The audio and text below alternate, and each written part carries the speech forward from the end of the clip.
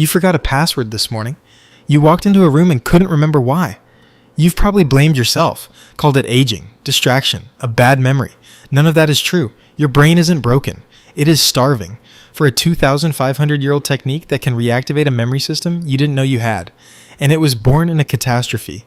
Your brain evolved to navigate landscapes, to memorize vast oral epics, to hold the entire knowledge of a culture inside a single human skull without a single written word. It still knows how to do this. The circuitry is still there, dormant, waiting. You just stopped giving it the right kind of fuel. In the 5th century BC, a poet named Simonides of Chios was invited to perform at a banquet in Thessaly. Midway through the evening, he stepped outside. In that moment, the roof of the hall collapsed and killed everyone inside.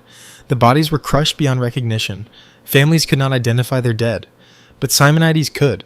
He closed his eyes, walked through the room in his mind, and named every single guest by where they had been sitting.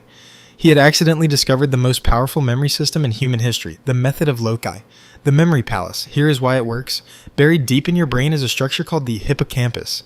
Inside it are cells that fire when you move through space. Place cells, they're called. They build a map of every room you've ever entered, every hallway you've ever walked, every corner you've ever turned. Spatial memory is the oldest, most deeply wired system your brain has. It is not an add-on, it is the foundation.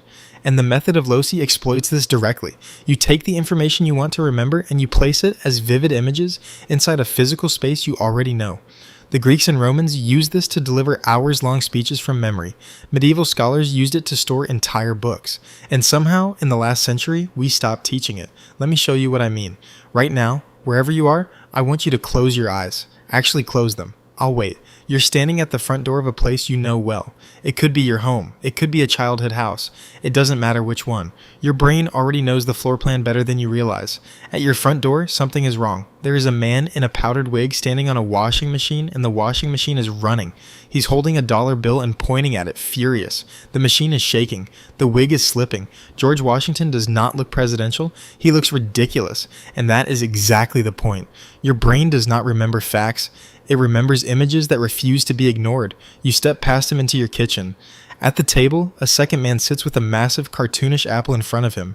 He stares at it like it just insulted his mother. John Adams, you will not forget him because no one forgets a man who looks personally wounded by fruit. You turn the corner into your living room. On your couch, Thomas Jefferson is writing the Declaration of Independence on a birthday cake. The ink is frosting. The candles are lit. He's signing his name in chocolate. Down the hallway, in the bathroom, James Madison stands in the shower fully clothed, holding the Constitution above his head to keep it dry. The water is on. The parchment is getting heavier. He looks at you with an expression that says, I did not plan for this. And finally, in your bedroom, James Monroe lies on your bed, staring at the ceiling, whispering the word doctrine over and over like a prayer he has forgotten the rest of. Now open your eyes. That took less than 90 seconds. And without flashcards, without repetition, without a single moment of what you were taught to call studying, you now know the first 5 presidents of the United States in order, possibly for the rest of your life. You didn't memorize them. You walked past them. Your brain was never the problem. It was the method. You have been living inside a memory palace your entire life without ever opening the doors. Every room you have ever stood in, every staircase you have climbed, every street you have walked, they are still there, mapped perfectly inside your hippocampus, waiting to be filled. The Greeks called this Ars Memoriae, the art of memory, and you already have the canvas. The only question is what you choose to place inside it.